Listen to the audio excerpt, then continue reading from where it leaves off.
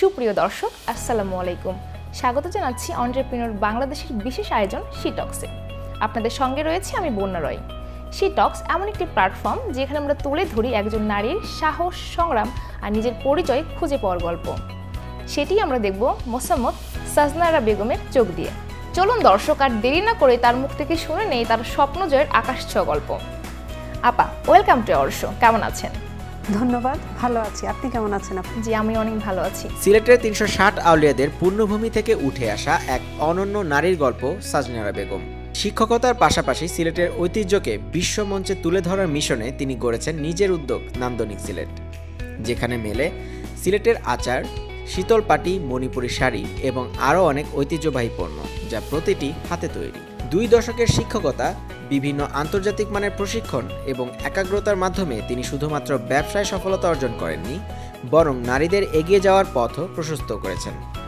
২০২৩ সালে সেরা নির্ভীক নারী উদ্যোক্তা পুরস্কারে ভূষিত হওয়ার পর ২০২৪ ও ২০২৫ সালে আরও নানান সম্মাননা অর্জন করেছেন তিনি। তার স্বপ্ন, একদিন নান্দনিক সিলেট শুধু বাংলাদেশ নয়, বিশ্বজুড়ে সিলেটের ঐতিহ্য ও সংস্কৃতিকে তুলে ধরবে।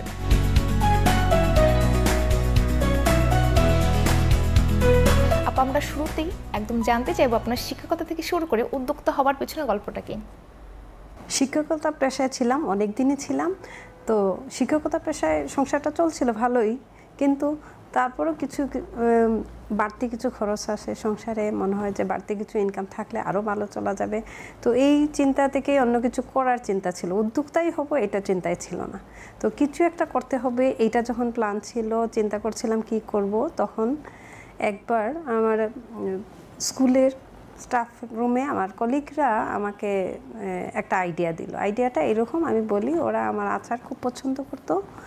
তো আচার খাওয়ার জন্য ওরা উদ্গ্রীব থাকতো। ওই সিজন আসলে, আমের সিজন আসলে, জলপাইয়ের সিজন আসলে ওরা তাগাদা দিত আমাকে যে কবে কিনবা, কবে আচার করবা, নিয়ে আসবা। তো ওরা চাইলো, ওরা আমাকে এই আইডিয়াটা দিল, বললো যে একসাথে বেশি পরিমাণে করে নিয়ে আসো, আমরা তোমার কাছ থেকে কিনে নিয়ে যাব, যেহেতু ওরা খুব পছন্দ করে। তো এই ওদের কথা থেকেই, ওদের অনুপ্রেরণায় আমি শুরু করলাম ২০১৮ সালে। একসাথে আমি ৩৫ কেজি আমের আচার, ৩০-৩৫ কেজি আমের আচার করলাম। শুধু আমের আচার, 2 টাইপের আমের আচার দিয়েই শুরু করলাম। প্রথম ব্যাচটা ওদের কাছে নিয়ে গেলাম ওদেরকে দেওয়ার জন্য। এইভাবেই শুরু করলাম ওদের অনুপ্রেরণাতেই। আচ্ছা, বাহ, আপা, খুবই ভালো লাগলো শুনে।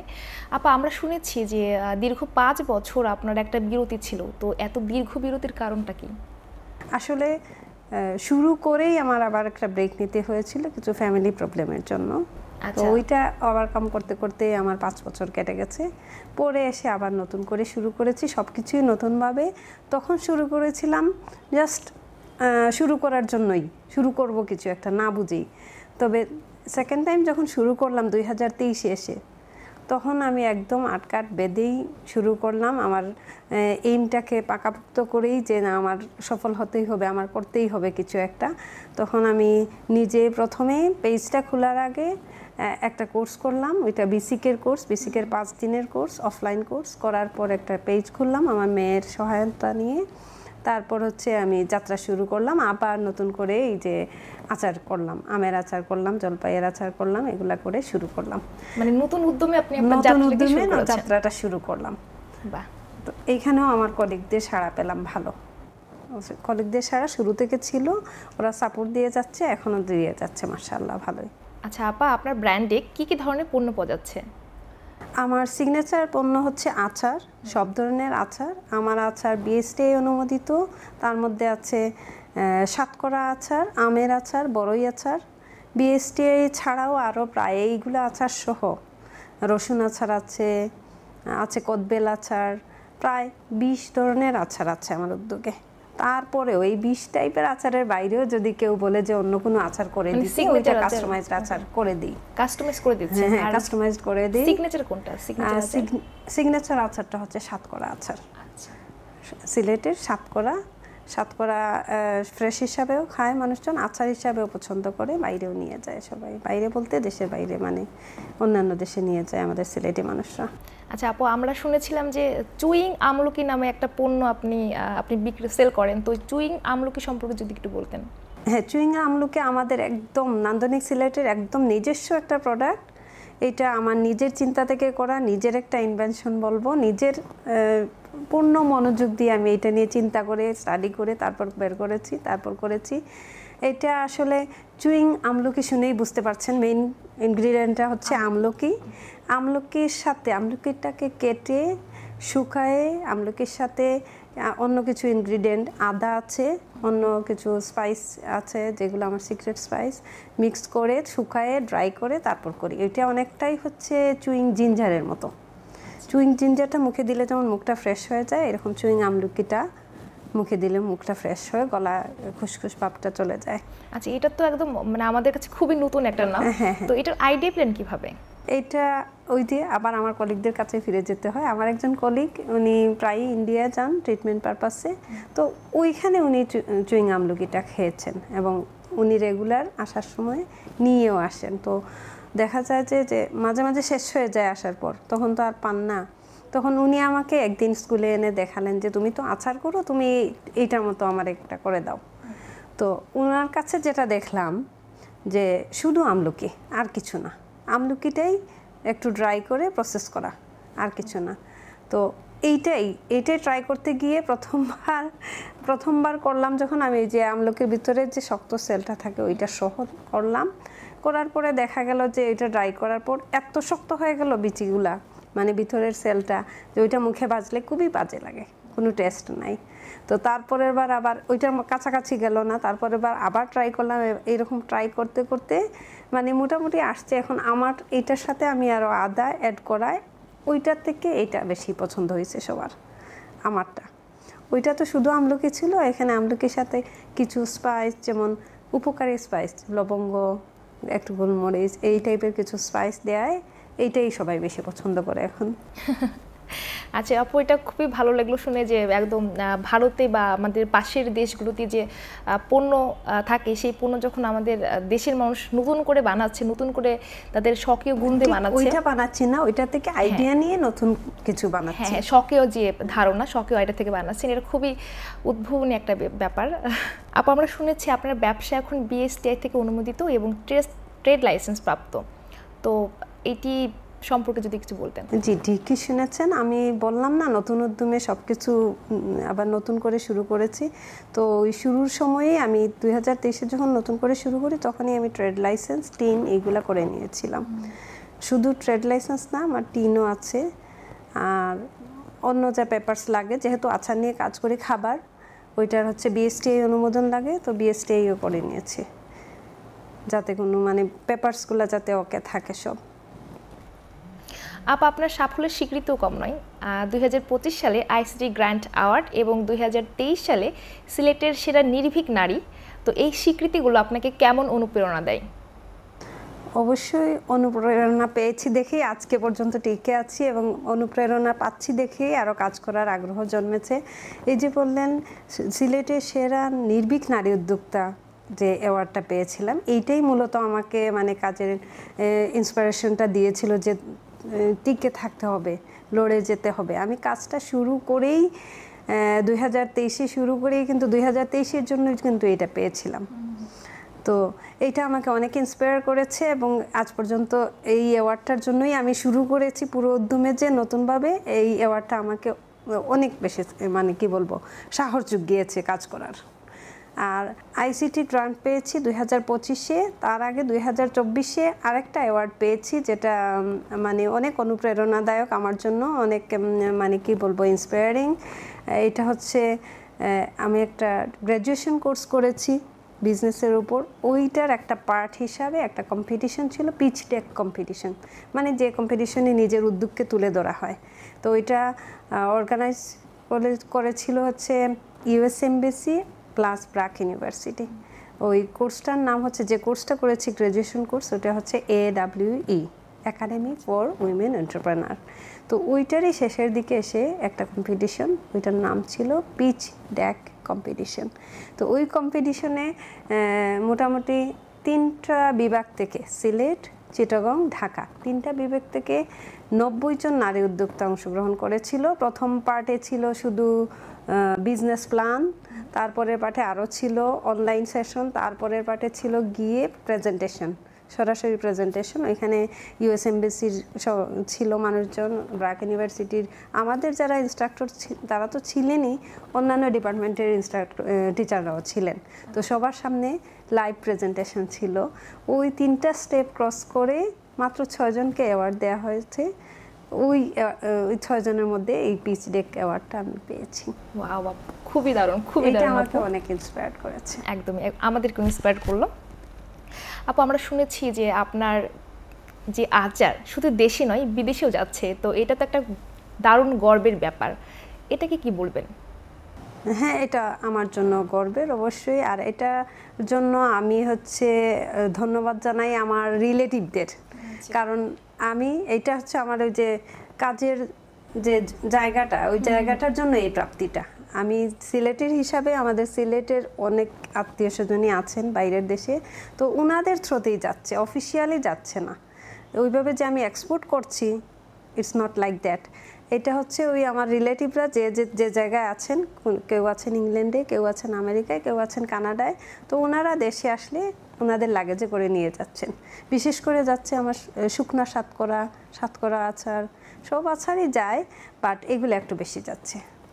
আপু, এই যে আপনার আচার এখন বিদেশে যাচ্ছে, তো এটা কি নিয়ে আপনার ভবিষ্যতে পরিকল্পনা কি? আপনি কি এক্সপোর্ট করতে চান? হ্যাঁ, আমার বিজনেসটাকে গ্রো করার ইচ্ছা আছে, যেহেতু আরও বড় করার, অবশ্যই এই প্ল্যানটা আমার আছে। অলরেডি আমি একটা অফার পেয়েছিলাম একটা সুপার শপ থেকে, ওইটার 2টা ব্রাঞ্চ আমাদের সিলেটে আছে, ওই 2 জায়গায় আমার আচার যাচ্ছে এখন। আর ওদেরই আর একটা ব্রাঞ্চ ইংল্যান্ডে, নাম সুপার শপটার নাম হচ্ছে মাসালা বাজার, ওদেরই একটা ব্রাঞ্চ আছে ইংল্যান্ডে। ওইখান থেকে আমি অফার পেয়েছি যে আমি যদি পাঠিয়ে দিতে পারি, ওনাদের শপে আমার আচার রাখবেন, এইটুকু নিশ্চিন্ত করেছেন। কিন্তু এই যে পাঠানোর ঝামেলাটা, যেটা অনেক খরচের ব্যাপার, এই জন্য আমি আটকে আছি। আমার উদ্যোগটা আরও বড় হোক, ইনশাল্লাহ আমি পাঠাবো। এইভাবে ঠিক পাঠাবো এইরকম প্ল্যান নাই। আমি পাঠাতে চাচ্ছি পুরো এক্সপোর্ট করে, যা কাগজপত্র লাগে কাগজপত্র সব ঠিক করে। আমার উদ্যোগটা আরও বড় হোক, আর তারপরে এগুলা কাজ করব। এগুলা পরের প্ল্যান আমার। ইনশাল্লাহ আপনার ব্যবসা আরও সুদূর প্রসারী হোক।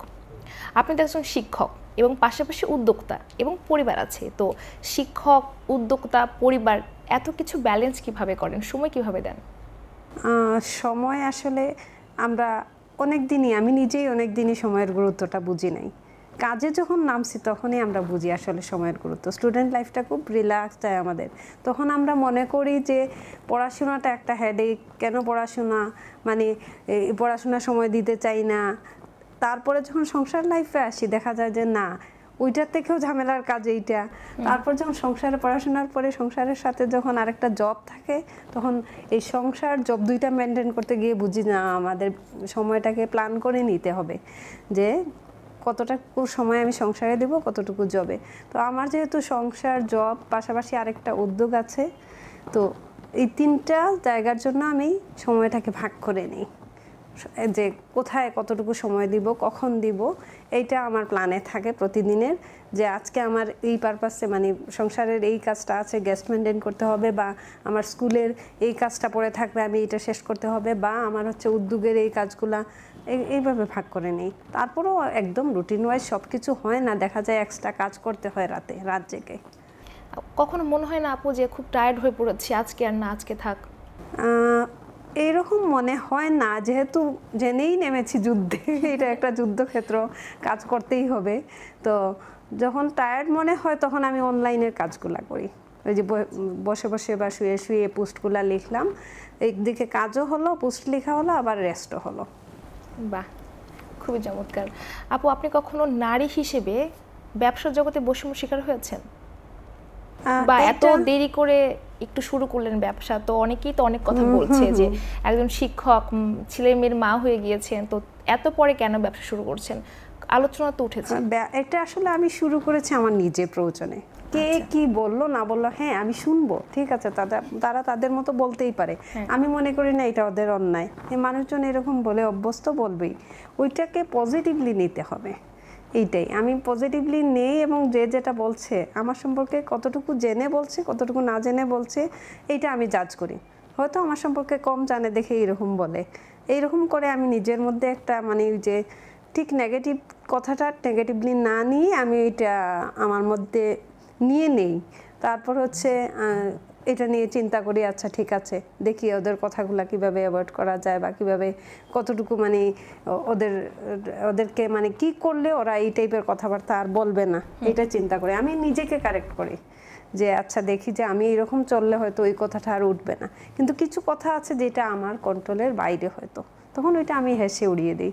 যেমন আমারই কর্মক্ষেত্রে আমারই সাথের মানুষজন অনেকেই বিরক্ত হয় যে আমি কেন এই বয়সে আসছি তাদের সাথে কম্পিটিশনে, যে আমি না আসলে তাদের হয়তো মানে ওদের মনে হয় যে আমি না থাকলে এই ফিল্ডে আসার দরকারই ছিল না আমার, আমি কেন আসছি, তারা তাদের মতো করে কাজ করতে পারতো, আমি একজন কম্পিটিটর বাড়লাম, অবশ্যই তাদের একটা অসুবিধার জায়গা, তো তারা বলতেই পারে, তো ওইটা আমি হেসে উড়িয়ে দিই যে না এটা তো আমার প্রয়োজনে আমি আসছি, তার মানে তোমার কম্পিটিটর হিসাবে দেখার মানে ঠিক আছে দেখবা, কিন্তু এতটাও যে সবার হচ্ছে কাজের জায়গা, সবাই কতটুকু সফল হবে তার নিজের যে পরিশ্রমটা করবে, নিজে যতটুকু এফোর্ট দিবে ততটুকু আগায় যাবে, আমার জন্য তার কাজ আটকে থাকবে বা তার জন্য আমি পিছনে পড়ে যাব, আমি এটা মনে করি না। আচ্ছা আপু, ধরুন আপনার হাতে একটি আলাদিনের প্রদীপ দেওয়া হলো, তো তখন যদি আপনাকে সে বললো যে 3টি ইচ্ছার কথা, কি কি সেই 3টি ইচ্ছা কি হবে? 3টি ইচ্ছে অনেক কিছু করতে পারবো, একটা ইচ্ছা বললে হয়তো তেমন কিছুই করতে পারতাম না।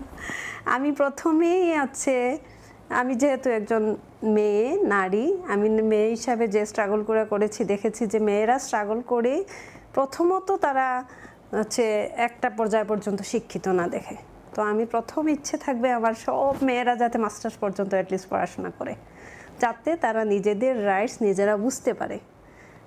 তারপরে সেকেন্ড ইচ্ছেটা হচ্ছে আমার উদ্যোগ রিলেটেড, হাস্যকর শোনালেও আমি জানি অনেকেই দেখে হাসবে আমার এটা শুনে। সেকেন্ড ইচ্ছেটা হচ্ছে আমাদের তো নারী উদ্যোক্তা হিসাবে আমার নিজের অনেক পরিশ্রম করতে হয়, অনেক সময় আমাদের ওই যে কারিগরদের উপর ডিপেন্ড করে বসে থাকতে হয়, নিজে কাজ করতে পারি না বা করে কোলাইতে পারি না সময় দিয়ে। তো আমার মনে হয় এই জায়গায় আমি যেহেতু আলাদিনের চেরাগ আছে, আমি রোবট আনবো এখানে কাজ করার জন্য, তো যাতে স্পিডে কাজগুলো হয়। আর থার্ড ইচ্ছে এই দুইটা যদি আমি ফিল আপ করতে পারি, রোবট যদি আনতে পারি, অবশ্যই আমি বাদ দিব না আমার কারিগরদের, তাদের একটা জায়গা থাকবেই যেটা হচ্ছে না ওই কাজগুলোর জন্য বা আর একটু স্পিডি করার জন্য রোবট। তারপর থার্ড ইচ্ছেটা হচ্ছে আমার নান্দনিক সিলেটকে পুরো ওয়ার্ল্ডের কাছে তুলে ধরা, যা যা করতে হয় এই জন্য। আলাদিনের চেরাগ পেলে বলবো আমার নান্দনিক সিলেটকে পরিচিত করায় দিতে সব জায়গায়, যাতে মানুষজন আমার সিলেটের ঐতিহ্যবাহী আইটেমগুলোর সাথে পরিচিত হতে পারে, এগুলার ফ্যান হতে পারে। যেমন সিলেটের সাতকরা এখন শুধু সিলেটের মানুষ খায় এরকম না, কিন্তু প্রচার হচ্ছে, এটা প্রচার করছি আমরা মানুষরাই, কিন্তু পারছি না পুরা ওয়ার্ল্ডে দিতে, কিন্তু রোবট হলে সেটা পারবে হয়তো। সো এইরকম আমার সিলেটকে তুলে ধরা, আমার নান্দনিক সিলেটকে পুরো ওয়ার্ল্ডের কাছে তুলে ধরাই হবে আমার তৃতীয় ইচ্ছে, যেভাবেই পারো। খুবই দারুণ 3টি ইচ্ছের কথা শুনলাম আপু। আপনার জীবন থেকে 3টি উপদেশ বা পরামর্শ দেবেন নতুন উদ্যোক্তাদের জন্য। অনেকেই আসে আমার কাছে পার্সোনালি যে আপু আপনি কিভাবে করেন, কিভাবে সামলান, এগুলা কিভাবে কি করেন, যেটা আপনি শুরুতে বললেন যে টিচিং, তারপর হচ্ছে পরিবার, তারপর হচ্ছে উদ্যোগ কিভাবে চালাই। অনেকে পার্সোনালি আমার কাছে আসে, বেড়াতে আসে বা দেখতে আসে বা আছাড় নিতে আসে, আমাকে এইগুলা জিজ্ঞেস করে। এটা একটা কমন প্রশ্ন, কিন্তু আমার কথা হচ্ছে কিভাবে নতুনরা আসলে সফল হবে, এসেই কিন্তু কেউ সফল হয় না। নতুনরা আসতে হলে আসার আগেই একটা কাজ করতে হবে, ওদেরকে অনেক ধৈর্য নিয়ে আসতে হবে, অনেক ধৈর্যশীল হতে হবে, পরিশ্রমী হতে হবে, এটা হচ্ছে প্রথম কথা। তারপর হচ্ছে তার সুন্দর একটা প্ল্যান থাকতে হবে বিজনেস নিয়ে, যে না অমুক এইটা করতেছে, তমুক এইটা করতেছে, যে আমি শুরু করলাম কাজ, ওদের মতো করে আমিও সফল হয়ে যাব, এইরকম না। তার নিজের যেটা ভালো বুঝে, যেটা ভালো করতে পারে, যেমন আমি আচার ভালো করতে পারি, আমি আচার দিয়ে শুরু করেছি, তো সে নিজে যে কাজটা পারে বেশি ওই কাজটাকে ফোকাস করেই শুরু করবে। এবং তৃতীয় কথা হচ্ছে সময় দিবে এইটার পিছনে, এবং প্ল্যান কোনো কারণে যদি এরকম বাধা আসতেই পারে, পিছিয়ে যাতে না পড়ে সময় দিবে এবং প্ল্যান যেটা করেছে ওইটা এক্সিকিউট করবে, এইটাই হচ্ছে কথা, তাহলে অবশ্যই সফল হবে। আপা আমরা একদমই আমাদের শোয়ের শেষ পর্যায়ে চলে এসেছি। আপনার কাছে শেষ প্রশ্ন, নান্দনিক সিলেটকে আগামী 5 বছরে আপনি কোথায় দেখতে চান?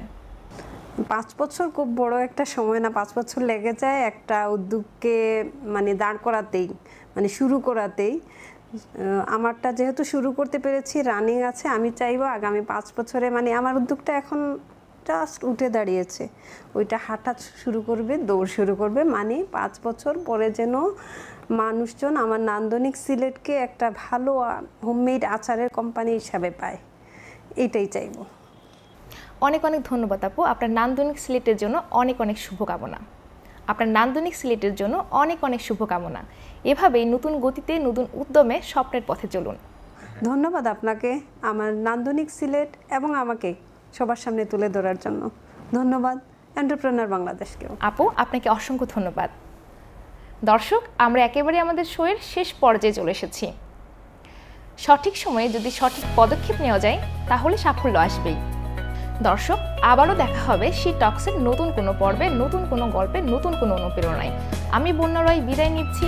ততদিন পর্যন্ত ভালো থাকুন, সুস্থ থাকুন, আর শি টক্সের রেগুলার আপডেট পেতে আমাদের ফেসবুক পেজটি ফলো করুন এবং ইউটিউব চ্যানেলটি সাবস্ক্রাইব করুন। ধন্যবাদ।